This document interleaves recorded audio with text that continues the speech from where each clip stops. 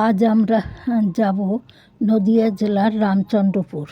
বহরমপুর থেকে পলাশী স্টেশনে ১ নম্বর প্ল্যাটফর্ম থেকে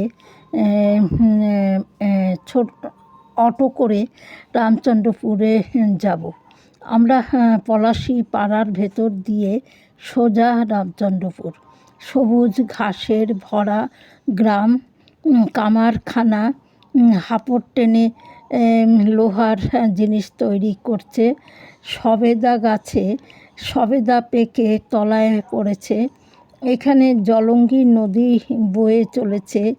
নদীতে সবাই স্নান সেরে বাড়ি ফিরে যাচ্ছে।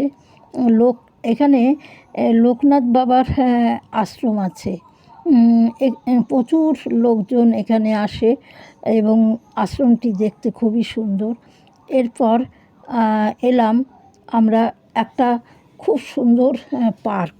এই পার্কের কাছে মানে এত সুন্দর ফুল, মানে গাছের বাগান, আর গাছগুলো এত সাইজ করে কাটা, মানে প্ল্যান করে মনে হচ্ছে যেন পরিকল্পিতভাবে এই পার্কটি তৈরি হয়েছে। এবং নানা রঙের ফুলে বাহার, দেখতে খুবই সুন্দর। আর এখানে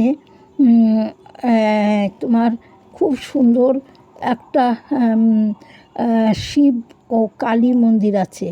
এই কালী মন্দিরে সবাই এখানে এসে